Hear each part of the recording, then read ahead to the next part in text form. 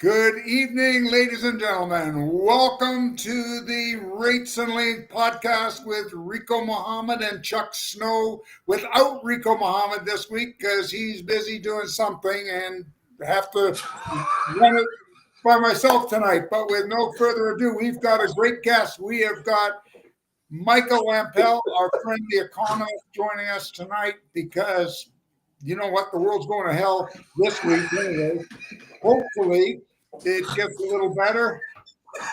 Michael, welcome to the show. I was just thinking, the description of the world, we're screwed. Well, maybe we're not. Show us a guiding light, my friend, the economist. Well, with all the self-driving trucks, it's only a matter of time before we have a country song about "My Truck Left Me Too." Well, I'll go on. I have a story about that later, but first of all, thanks a lot for joining me tonight on the Rates and Lanes podcast. We're watching stock markets plunge. We're watching these tariffs. We're hearing all sorts of different stories. Michael, what's your take? What do you think as an economist? Is it going to level out? Well, it depends. Right now, you get some people, it's only the last day or so that the multi-billionaires are finally feeling the pinch, are suddenly saying, oh, wait, we didn't mean this. We really didn't mean to do this. Yeah, it's like I said to somebody today, I said, if you fill your gas tank, if you top it up with soda pop and you put milk in the crankcase, guess what? It's probably not going to run very well. Yeah. What did you expect? What, is Rico on the line or not? No, he's gone. Oh, yeah, okay. No, I think it's there are reasons why he did it. Peter Navarro is really the person driving all of this, but that's, and by the way, historically, he was a Democrat. But he wrote books about how the Chinese and the World Trade Organization, all that is not going to be good for the American economy. And look, nobody can say that Donald Trump is a business genius. Okay, not given 2,600 lawsuits and God knows how many bankruptcies. But at the same time, you stand back and you say, look, he has a point, and the point is that the American economy is now about 80% service. Right. 80%. So when you look at it, the whole thing, you say, okay, in the next 10 to 20 years, AI is going to displace service, not production. Right. Now, I don't think he had that in mind when all this started, but I'm like, when you think about it, the AI systems replaced the 10,000 call centers, 10,000 people in a call center. But at the same time, manufacturing still has to go on. I think there had to be a rebalance. I think there's been a lot of opportunities taken by companies overseas, a lot of freeloaders, and it's hard for anybody to argue that the $37 trillion debt. You can't argue with that. You can't argue with the fact that I did not realize until very recently how low on the totem pole the United States was at exporting. It's 80% service. That's right. They're not much of an exporter, and people love to buy their cheap jeans made in Asia for $10 or $15 at the Walmart or wherever you buy them. And the big jean companies like Levi's and Lee's, I don't even know if they're manufacturing very much in the United States and Canada anymore. They're doing it all. Canada's a different story. Canada barely makes butter.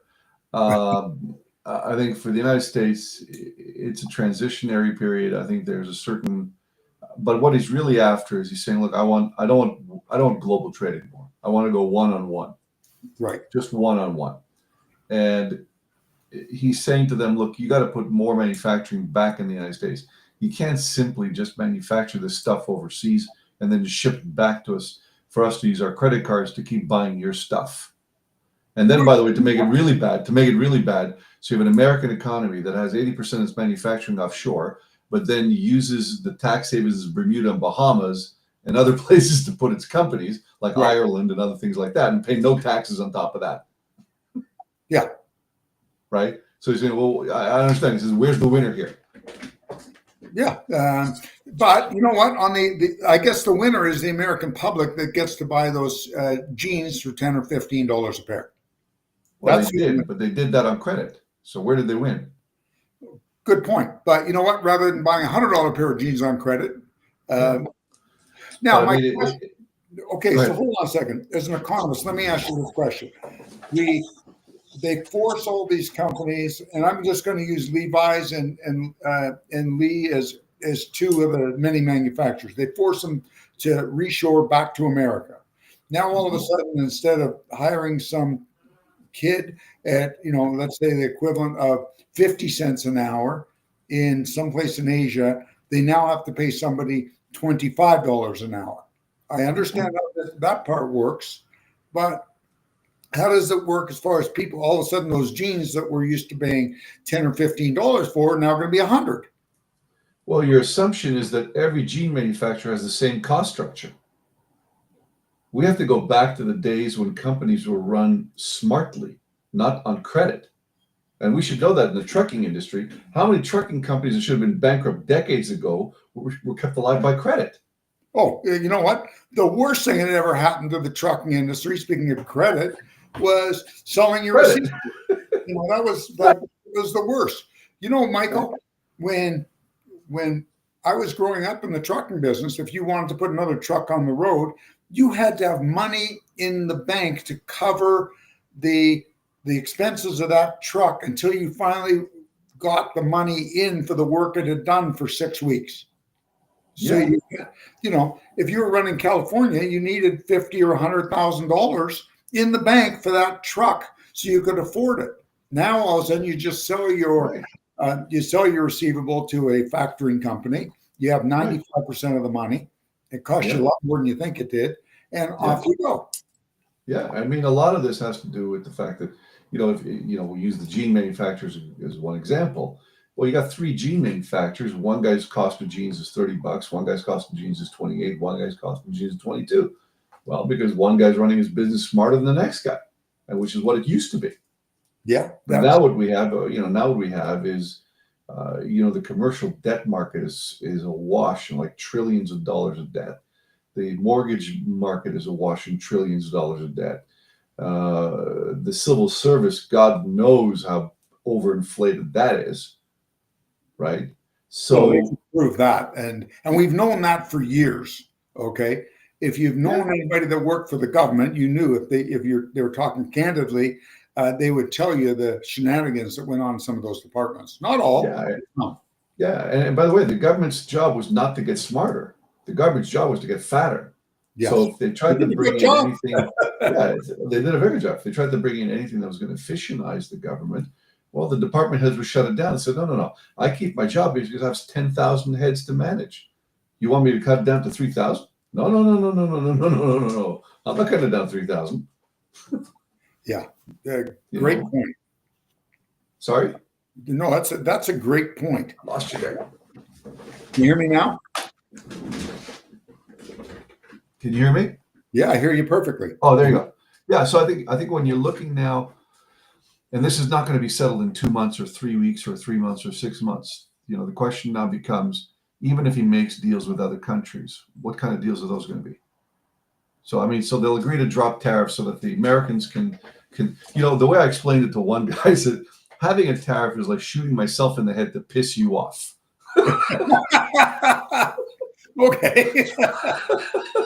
Yeah, it is. I get your point here. Yeah. Right? So it's like, I'm going to shoot myself in the head, and let's see how you like that. American people are going to pay for the extra money for these tariffs. But Chuck, more than 50% over 50% of Americans don't even make enough money to pay federal income tax. Right. The biggest, I don't know if it's still the case, but it used to be the biggest users of food stamps of people working were Walmart employees. Right. Now, the irony is this, there's an irony to this. The majority, let's say the top 10% of the wealthiest people in the United States pay 80% of the taxes, and they say, we don't want to pay more taxes. I go, but you realize if you lift up the American people, they start to pay taxes, and your tax bill comes down. Okay. So it's been a bizarre ride whereby the entire idea of globalization was basically started by Wall Street and other financial markets around the world who are, remember what Wall Street is all about, what financial markets are about. They're betting on profits. Well, of course. That's what the whole thing is about, betting on profits. So the more profitable you can make it, the better the stock. So if I can find a guy in New Zealand, or sorry, a guy in Vietnam who's going to make it for 2 cents a day, I'm going there. Well, of course, because Right. that is, that's the job of every finance guy of any company in North America or anywhere in the world right now, is to get as much profit for the shareholders as possible. Right. And that's okay. There's nothing wrong with that. But there was a time when, and it's got to get back to that reality, whereby the market bets on a company that is well run, not just profitable because of financial shenanigans. Right. And you know what? You see, when you lift up the hood of many companies, you see the financial shenanigans that go on. Well, we're going to take this as a write-off, and we're going to depreciate this, and this loan doesn't come due, so we're going to kick this over here. And you know what? By the time you really take a look at the parts of the engine, it's blown up. It's not going to run very long. Yeah, but their job is to sell stock. Yeah. So you get a lot of people selling stock. Look, from my perspective, there's no difference between selling stock and selling jeans. They're exactly the same thing. You have fashionable jeans, you have fashionable stock. You got seasonal stock, you got seasonal jeans. Same idea. It's the same idea. You know what? Sometimes jeans will last longer than some of these stocks. Pretty much. It's like a see-through negligee. How do you like that stock? It's see-through. And by the way, it's January outside. Wait till you go outside with that one. Right? I think I don't know. I think for his perspective, and there are a lot of things I agree with, a lot of things I disagree with, but I think the billionaires now are screaming because they've wiped out quite a bit. I mean, they've lost quite a bit in the last 7 days, but also because a lot of it was on borrowed money. Right. And those margin calls are getting called. And I guess I'm presuming the guys that have a lot of money in the markets and it's their money are just going for the ride, and their stocks will go down and they're hoping they're going to go back up. But do you think they're going to go back up? Are we going to recover? Yeah. Yeah. The only question is how long. So okay, it's a waiting game. Yeah, it's a waiting game. And who's left alive at the end of it? Because this is about the moment when this is when the hood gets opened up. Because when the credit dries up, then somebody goes to open the hood. Remember, the credit has been the gas that fed the whole thing. To give you an idea, I did a little analysis. The Dow Jones is up 13.56% per year since 2020. That's unbelievable. That's a bizarre number. It is, because you would be happy, if you're in a fund, if you got 6 or 7%, you would be thrilled. Yeah, but I mean, they're compounding. I think maybe since 2010. Since 2010, I think it's up 13.56% per year compounding. I'm mistaken, because when after the market fell in 2008, and then they did QE1, the market, of course, they gave it a massive jolt of oxygen. Right. And the market now it capped out at 45,000, and when the market bottomed out in 08, I think it was down. The Dow Jones was somewhere like around 12,000, if I'm not mistaken.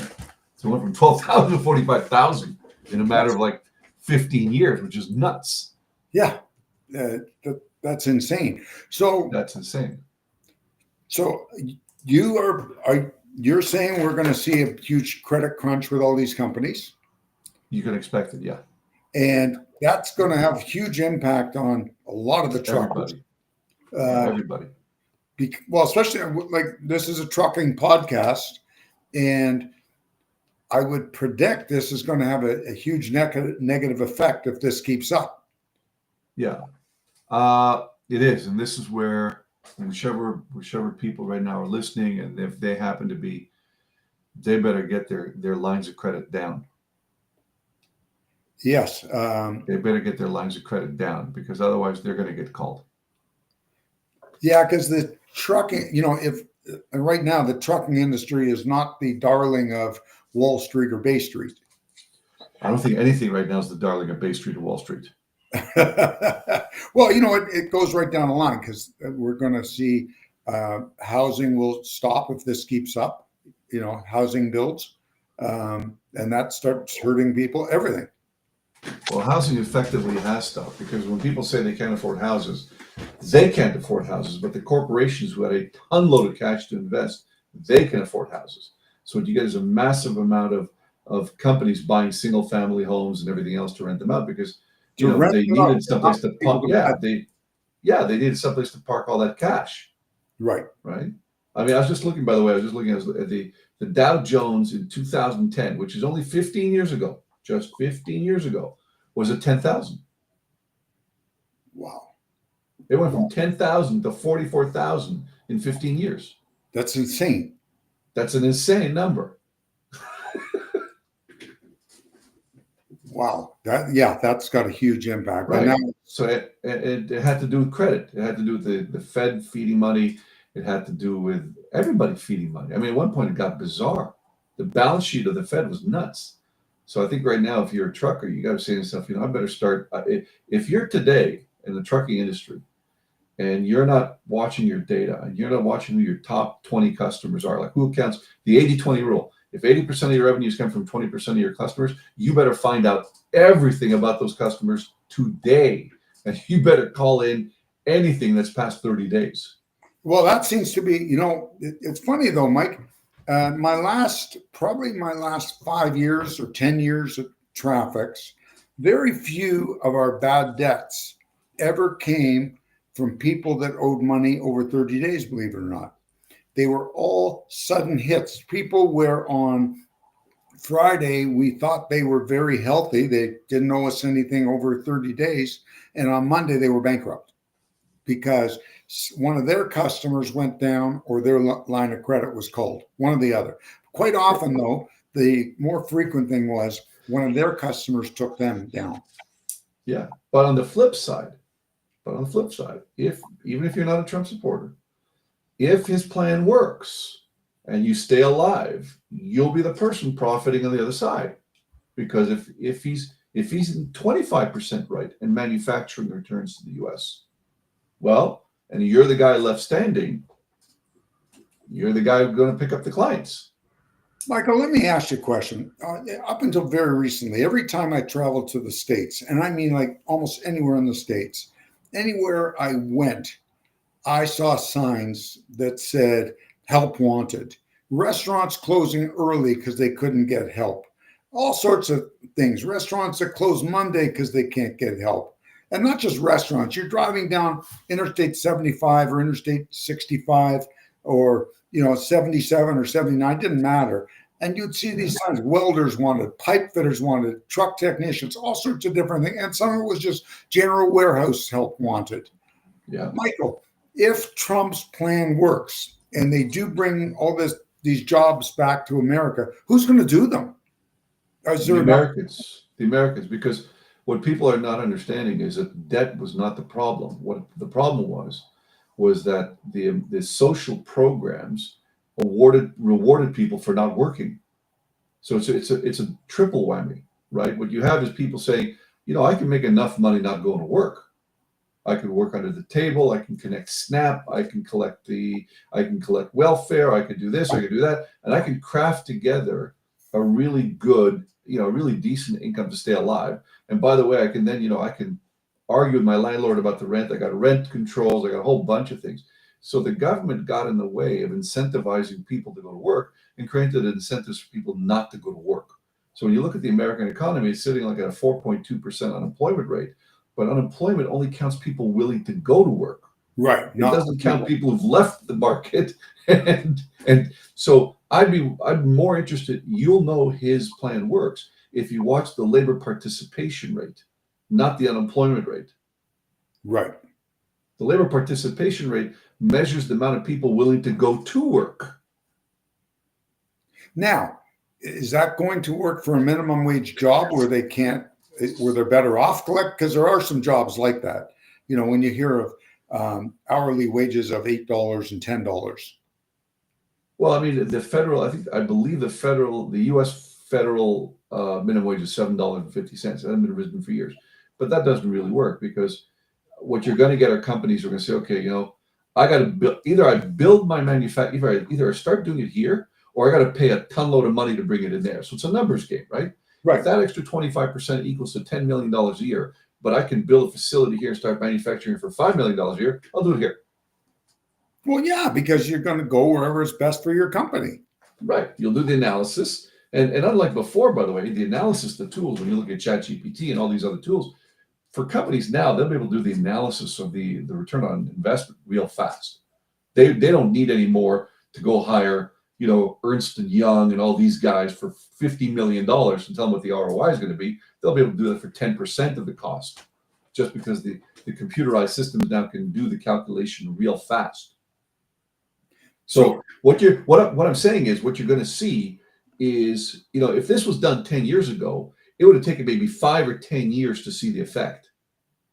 Right. I think you're going to see the effect a lot faster. Well, we're I think seeing you'll see the effect already. you'll see the effect within a couple of years. Well, we're already seeing it. Like he did it. He started the tariffs recently, and we're seeing the results already with the stock market. So it had an immediate effect. Yeah, but the stock market was over leveraged. Everybody knew it was over leveraged.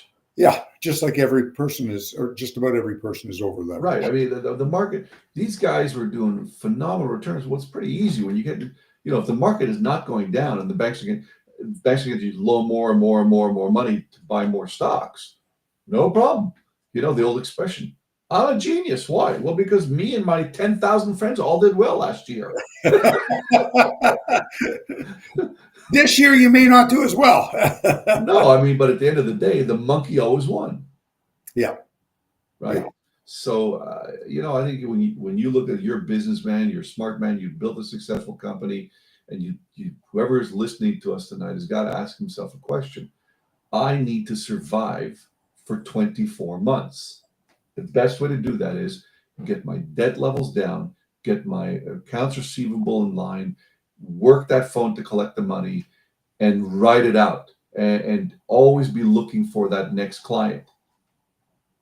I agree with that. Now, do you suggest in a market like this giving customers small discounts to pay right away so you get your cash in? I would say yes. Yeah. You don't want to have a ton of your AR out there, because So the bank will, the best way to, and I'm not a big proponent of factoring because I think you lose control. But this is the second best thing is to give your customer, be your own factor. yeah, your own factory. Yeah. And give your customer that discount rather than give it to the factoring company. That way you have control over it. Yeah. Yeah. I mean, again, some people may need to do factoring, but if you need to do factoring, what that basically means, the bank has said no to you. Well, besides that, if you need to do factoring, first of all, I can tell you, having owned 2 factoring companies in my life, it's just like selling your paycheck. It doesn't work. It catches up with you. Very few cases. Sometimes somebody may get into a cash flow crunch, or you get a customer that is really good, but they take a long time to pay, and it's built in so you could sell that account for 60 days. But it doesn't happen very often, and customers don't let you make that much to afford a factoring company these days anyways. No, but if the factoring company is going to give you, 90 cents on the dollar? They give you 90. Well, they advance you 90, and then they have a 5% holdback. Eventually, they will give you around 95, somewhere around there. Well, then offer it to your customer. Yeah, without the holdback, give them start with 2%, I would think, is a great way to do it. I'd go straight for the 5. Make it so attractive they can't refuse it. Well, 5 is a lot in trucking. Okay. Yeah, but you're already getting 90 cents, so why get 95? Well, no, but with a factoring company, you get 95. You get 90, and then they give you the other 5% when they get paid. They've got every one of them has a different deal. Yeah. But as I said, again, it all depends, right? Everybody's different. Michael, if you have to look into a crystal ball for our Canadian listeners who depend directly or indirectly on the automotive industry, do you think that the Canadian automotive industry is done? I would say yes, because I mean it's not just car manufacturing. It's you got I mean you know you couldn't make a crappier meal than the Canadian government did of the auto industry. Let me see if this makes sense to you. We're going to put $40 billion into battery plants. Okay, and they're already going bust. Good idea. Yeah. Then, okay, what we're then going to Not do, their money, it's ours. They're just printing it. It's our grandkids' money. I know, but going, so you're going to put money into EV plants. But don't you have car manufacturing companies? I'm getting a little confused here. You You're know, putting money into something to put yourself out of business. That's what you're talking about. yeah. That's like raising cattle that's like raising cattle for a vegetarian restaurant. Only in Canada, they Only say. in Canada. I'm going to raise cattle. What's it for? My vegetarian restaurant. Okay. So, Right? It's a mess. It's a certifiable mess. When you yeah, it think of is. the amount of money that our government, I would have been happier if they would have cut a check of $100,000 to every auto worker to leave the industry. Well, it's probably what we're going to do anyways. Yeah, Because we bail. What are we going to do? We've already told, I think one of the candidates for Prime Minister Carney already said that what we're going to do is we're going to collect the tariff and we're going to give the tariff to the automakers who have to give it to their employees and to themselves to subsidize them.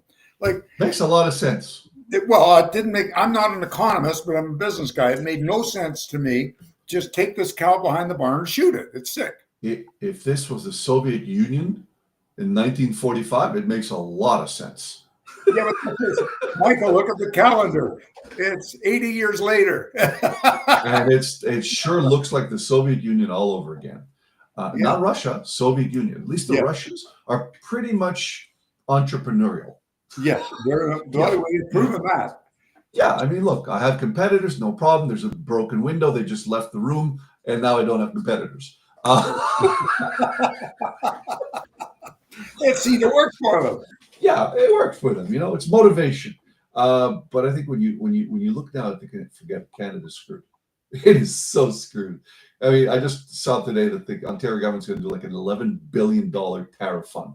I'm like, why? Why don't you just exempt them from HST? I mean, basically, our cost structure is so out of line. Well, yeah, that's with reality. It's funny. I've watched through the years. I have, when I got into trucking back in 1974, there were factories in every single town in Ontario. As a matter of fact, there was a bond shed, a sufferance warehouse in every single town in Ontario anyways. I don't know, I can't speak about the other provinces, but in Ontario, just about every town had a sufferance warehouse where importers would bring their goods and they would clear them in that town. Because there were factories, all these little towns, Port Hope, Acton, Georgetown, they all had manufacturers. They're all gone now because it's gotten so expensive to manufacture here. I felt, Mike, I got to tell you, when Canada was entered into this free trade, it really, really hurt the trucking industry for the first few years. It was not all, it was tough sledding until we got into it. After 3 years of hell on earth, things turned around and things got an awful lot better. But I think we're going right back. There's going to be some pain, and it may take 2 or 3 years. Yeah, it's going to be pain. I can't tell you if it's going to be, at the end it's going to come out okay. But at the end of the day, he's doing what he needs to do for his population. He says, you know what? And a side effect, the laws of unintended consequences. I look at AI, and I can tell you because I follow the technology well. I know. The service industry. If they don't have manufacturing come back, and then AI does what it does, forget it. They're decimated.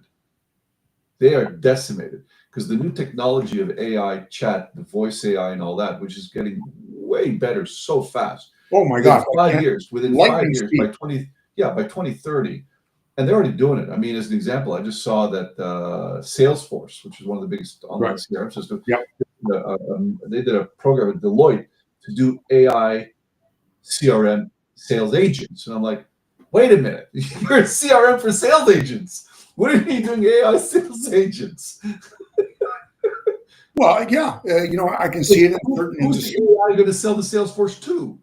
Yeah. And now all of a sudden you're going to have a whole bunch, you could have a whole bunch of unemployed sales agents. Not sales agents, everybody, call center, customer service center, you name it, anything where any human that was plugged into this sphere is. Well, for the last 15, 20 years, the call centers it started off with the large companies, the Expedias and companies like that. They were in places like Manila, and they were in, They don't do that anymore. no, now it's AI. I get that. Oh yeah, I mean, but you're going to be amazed at the technology they got coming down. But that begs the question: if 80% of your economy is service, and let's assume out of the 80%, 10% of that are people answering phones. Yeah. Now you got a big problem. Now you got, what do you got left? Hardly any. There's nothing left. Well, yeah, it's you're either answering the phone or you're digging a hole. Which one do you want? You're digging a hole because they don't Right. need And you're getting in it. And you're getting in it because that's it. And I think that's where I don't think he had that I don't think Trump had that in his sights when he did all this. I think for him it was merely a question of we are way too dependent on the outside world. Like pharmaceuticals, rare earth minerals, semiconductors. From a national security perspective, he's not that wrong. Well, okay, on minerals are minerals, and if they don't have that those minerals in the United States, they've got to import them from somewhere. Do they not? Well, until recently, China had 80% of the rare earth minerals.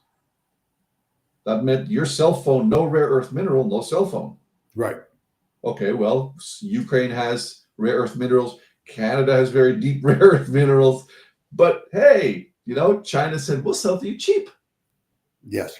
But, it's sort of like a drug dealer. No problem. Would you like a taste test? Yeah. You want another one? Yeah. You want another one? Yeah. You want another one? Yeah. Awesome. Now you're hooked and I'm your dealer. Yeah. And it's going to cost you a lot of money. Well, now I control you. Right. Right. And that's really where a lot of this now, when you look now at the global structure, and, the Chinese stole everything. They stole every single piece of IP you could possibly imagine. And they were told they were going to do that. I have seen that personally. I've watched. I've had it happen at some truck shows where I actually watched a team of young Chinese girls from China go through a truck with cameras that was sitting there. And they're taking pictures of every component on that big Peterbilt I was talking to the guy from Peterbilt. He says, what do you want me to do? I can't do anything. They're walking through a show taking pictures. I can't stop them. I'm here to sell trucks. I'm not here to fight with people. I get it. But if we did that in China, we'd be thrown in jail. Yeah. Yeah. Tesla was a big person there, and now you have BYD, which is killing them because I think they did 1.5 million units of EVs sold in China last year. That's a growing economy. That's a massive amount, yeah. But BYD, which is allowed to sell their cars in Europe and the United States for fairly no tariffs, are what Audi would charge 150,000, they sell for 70. Yeah, because everybody, it's funny, Michael. I remember many years ago when Walmart got caught, because Walmart always said our products are made in America, and Woolrich shirts got caught, or Walmart selling Woolrich shirts that were packaged in America but made in China, and they asked a guy down in Virginia, well, would you rather get a cheap shirt or have your neighbor out of work? And he said, I'd rather buy a cheap shirt. Yeah, of course. Well, it's always what's in it for me. So BYD is now able to start selling EVs in the United States for like next to nothing. We're talking EVs for $20,000. Right. So right. How did they negotiate that one to bring them in with no tariff? Well, because the way China's categorized, China is not categorized as a developed economy. It still says we're developing. You got to give us the break to to prop up our economy. So we're exempt from a lot of the tariffs. But now their economy is bigger than the U.S. economy. Well, but that's the point. The point is, though, I mean, but even if the United States, which they are going to put very heavy tariffs on China, on people, but it's going to affect the Americans more. It does affect the Chinese, right? Because the Chinese need to export to the United States, but the Chinese government subsidizes a lot of that. So if the car companies are going to lose $10,000 a car, the Chinese government says, "Don't worry about it. We'll take care of it." These are there's tariffs and then there's subsidies, which is another ball game, right? That's a whole different ball game, right? That's so Trump. Even as an example, even our idiotic premier here in Ontario, you're going to do $11 billion subsidies. Guess what? The United States will turn around and take you to the World Trade Organization saying, "Hold on a second, that's a subsidy." Well, yeah. Yeah. And it is. Well, but if it's a subsidy, but if it's a subsidy, then I'll just raise my tariffs based on your subsidy. Either companies, this is where the politics gets really mucky. Either a company survives because it's well run or it dies. That's what business used to be. I think it's going back to that at this particular time because the companies that are not well run are going to die on the vine. We'll see. I mean, I have no crystal ball. I mean, this is when they're going to see in the next, 4 or 5 years, which companies are run well and can make a profit, or which companies are making profit over a whole lot of smoke and mirrors. Well, I think there are. Yeah. Right. But if I'm looking at the trucking community and the trucking industry, you're going back to those pain days. Oh, first of all, if these tariffs keep up, I think the Canadian trucking industry especially is going to be gutted. I think we'll be far worse off than most other economies because we're so restricted here. This is a tiny, although it's big geographically, it's a tiny little country. Well, there's only several major centers, and that's it. That's right. And, so I mean, but for the what do you think is going to happen with what's the Canadian trucking industry going to look like? It's going to be minuscule compared to what it is. It's going to get decimated because it's already decimated and things aren't as bad as they could get. So what does a trucking company, now we're talking about 3PL or we're talking asset? Well, let's talk asset first. They are, those guys are working on they're working on, if they're lucky, they're working on 1 or 2% profit. If they're lucky right now. Wow. They have an operating ratio of about 98%, most of them, if they're lucky. Wow. I'm not joking. No, I know you're not joking. I'm going, wow. Okay, yes. So pretty much they're all functioning on negative. Mostly, yes. Now the specialized ones that are hauling tankers and things like that, they will be better off. Some of the well-run partial load operations, they will be a little bit better off. Even your flatbed and your van carriers, they're going to, things are going to slow down.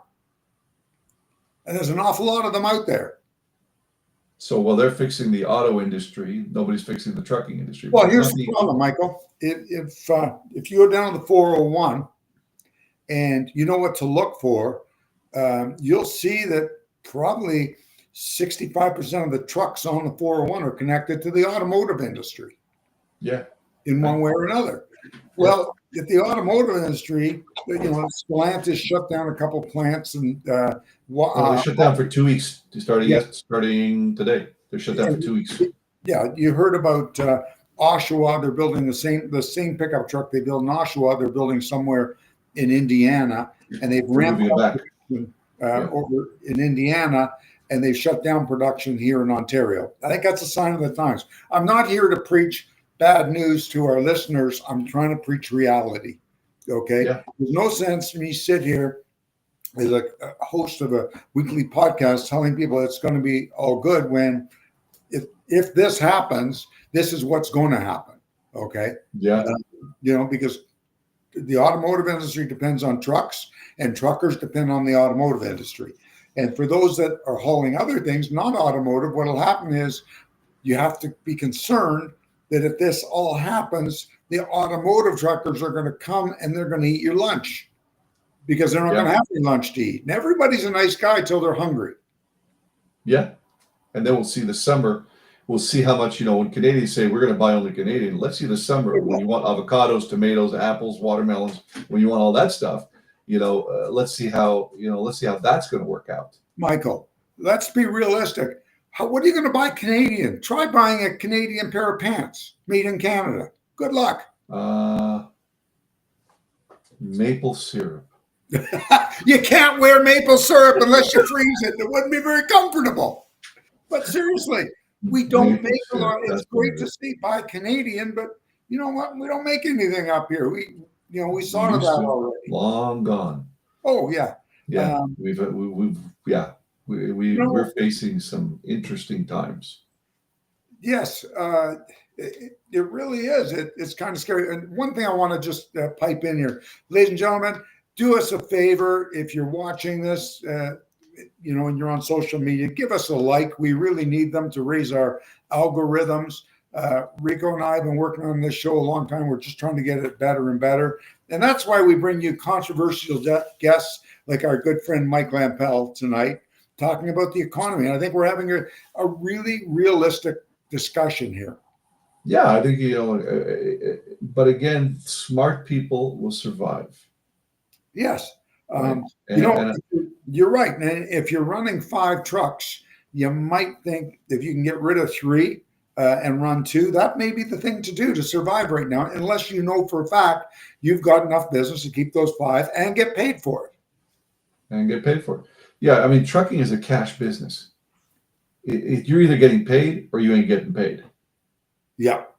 Right. But trucking is also a very unique industry. See, if I'm in a furniture manufacturing business, I can predict how many sofas are going to sell in a given year. I can predict how much material. I have a certain amount of predictability, which means I can manage my cash flow. The trucking industry doesn't work that way. The trucking industry works on first you spend it, then you pray to God you can collect it. Well, you know what, Mike? You're not far off, because I got to tell you, you go out and you get a customer. The customer says, you drive, you burn fuel, you burn rubber. No, it's not even that. I've had it happen where you go into a customer and you make an agreement that they're going to give you X amount of business, and you're going to start on May 15th. And you go and you hire 4 new owner operators for that business. And May 15th comes, and now they ghost you. They won't answer their phone. And that happens because they found somebody cheaper, or somebody took them to lunch, or that doesn't happen as much anymore, but they found somebody cheaper is usually the thing. And even if you'd hired the 4 owner operators or bought 4 new trucks or 5 new trucks, a month later, and that somebody comes along cheaper, you're gone. And there's not contracts for a lot of this freight. It's all transactional. You're as good as your last load. That's it. But you're the one now. One of our other guests that was on, he's buying these new international trucks. They're a good truck, but they've got this new Scania engine. They're running not far off $230,000 Canadian. So we're talking about what, 180, 190 US. Mm-hmm. These are expensive trucks. Yeah. And he's got to buy them on the hope that he can keep them busy. It's a lot of trust to put on hope. Yeah. Well, that's why a lot of the big trucking companies have gone out of business, right? I mean, they had a couple hundred units and everything else, and they're gone. Yeah. They're gone. A lot of them are gone. Yeah, especially that size, because it's become, that used to be a great size to be. But now you're too small to be big and too big to be small, even at 200 trucks. That's it. And that's the decentralization, the deconstruction of the entire industry. It's going to get to be, I think it's going to go back to the smaller guys. Like, it's going to go back to the guys with like 1 to 10 trucks, and that's it. Well, that's the bulk of your, and I don't have the Canadian figures in front of me, but that is the vast majority of your U.S. trucking companies are like 1 to 5 trucks.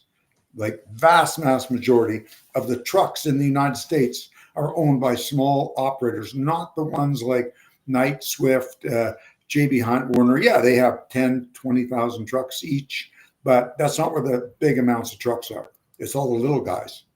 So what did will like in Canada they're talking about allowing interprovincial trade barriers and all that. Yes. Do you see a time when American truckers can travel across Canada, pick up a load, and Canadian truckers can travel across the US and pick up a load? No. Now, actually, Canadian U.S. truckers can kind of do that now, but we don't have that reciprocal agreement. You get caught doing that in the United States, and you're in big doo doo. Number one. Number two, the United States becoming even more protectionist than they were before. That will not happen in a million years now, because all of a sudden they're looking at Canadians from a different lens. Yeah, I mean that's what I said to you, that the way the entire world is shaping up right now, the way this is all going to happen, um, it's going to be at least, I could see 24 months of pain, like severe pain. Before we'll see how it shapes up. Depends entirely on the companies that are announcing. Like there's some major companies announcing building capacity in the United States, but that's not going to come online in 2 weeks. No, it takes, I saw an expert from the automotive industry. The gentleman said to build a plant in Ohio or Indiana somewhere, that's Michigan, you're talking 10 years from the time we get the idea until we open the plant. Mm-hmm. It's a big undertaking. They do things different here than they do in China. My son was in China within the last year, and he said, you can't believe how fast they can put up a warehouse because they've cut red tape. Yeah, that's exactly what's added to the cost. That's the type of thing. That's what I meant earlier. Our cost structures are way out of whack because when you tack on all the regulations, the taxes, the permits, the amount of people you got to go, like, oh my God, you guys have got to be kidding me. If I am not mistaken, to build a house in the city of Toronto, you are $600,000 before you've even bought the land. Could be. Just between all of the taxes and building permits and everything else. Either way, this is, we've been subsidizing the government for a long time. And I think now when you look now at the United States, I mean, some big companies have announced, numbers to invest in the United States. Taiwan Semiconductors, some Japanese car companies are coming to the States. They're building it. They have to do it. They don't have a choice. But that's only to build internal consumption. So this is another challenge you're going to have, right? They're building capacity within the United States to manufacture in the United States to sell to the United States. That doesn't involve exporting yet. So, and this is the unknown factor. I can understand why he did it, but I mean, they were on a trajectory one way or the other. This was not going to end well. And I don't really know. I can't tell you what it's going to look like in 4 years or 5 years or 10 years. And then you got the technology, AI, and everything else is going to be changing things rapidly. We're living at that time of change. So I think but if anybody's listening, you tell them, listen, guys, just stay within your lane. Don't think to yourself it's greener on the other side. And I think I'll go talk to a bank and I'll start signing on dotted lines and get a warehouse and go do. No, I think you just said before really good, which is, you go and they promise you the moon and you go out there and you sign on the dotted line and you buy that, you rent that warehouse and you go, get the lease on two more Kenworths. So you're like, and then the guy like, oh yeah, well, we changed our plans. What? Yeah. The only, you can't go buy a truck or hire an owner operator for your company because you have the work. You have to, that one is a leap of faith. But what I have learned is before you invest or sign a lease through a warehouse or something like that, you better make sure that you're cross collateralized. And what I mean by that is you better make sure you have as strong a deal with your customer as you do with your landlord. See, I would tend to look at it a little differently. I would look at it from the perspective of if you're a person who's on top of your numbers, and if you're a sole operator or two truck operator and you're pulling into your own pocket 100, 100 and a quarter a year. And then somebody says, if you do this, you'll make $1 million. You better analyze the numbers, because you may end up making 80 a year, even though you're making $1 million revenue. They lose everything. You know what? That too. You have to be very cautious. And the one thing I've learned, if it sounds too good to be true, usually is. Exactly. It's sort of like that woman you met online who just happens to look like 5'8", really wow. And then you meet her like, wow. If it's a woman, even. if it's a woman, AI, That's right. And just we're totally, cancel us. Cancel us. If I need a dictionary to know what to call you, or if there's an app like here's the following pronouns, like forget it.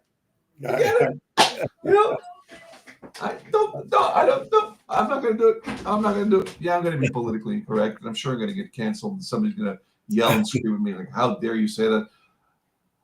I'm so glad I'm at this stage of my life, because I really don't care. Well, you're the perfect guest to have on this show. You want to cancel me? Cancel no, me. We're good. We're good. We don't want to cancel. I'm begging all those people sending me those Instagram following and all those people sending me WhatsApp following. Don't. Mike, but do you think there's any way of stopping this train with the tariffs at all? No, that's going forward. No, I mean, the boulder has been thrown into the ocean. The ripples are starting. The question is it going to be waves when the boulder's already been thrown?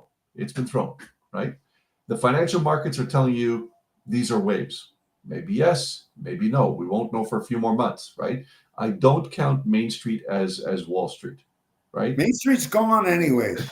Main Street, well, there's still Main Street, but the Main Street is the question really becomes what's the ripple effect of this? But there's a but, and I don't want to end the show on it again. If there's anybody on earth who adapts faster, it's Americans. Yes, and American truckers being the fastest. Yeah. Americans, there isn't a country on earth that adapts as fast as Americans. Yep, I totally agree. In France, if this happened in France, it was like, we need to have 15 commissions and 300 years to think about it. Well, they would be revolting in Paris right now and burning buildings down. That's right. In Canada, we're going to have endless committees to study this, and we're going to pray to God that somebody comes along the way and says, you're really nice people, will save you, right?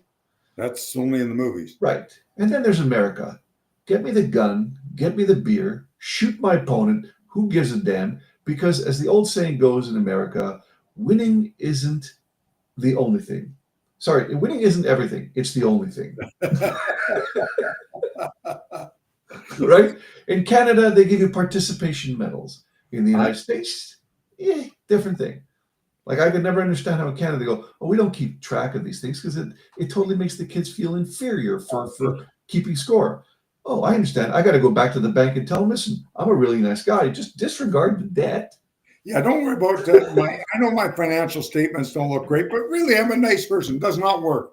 And especially now, you used to be able to, many years ago, sell the bank manager on something. Today, you're not dealing with a bank manager past the introduction.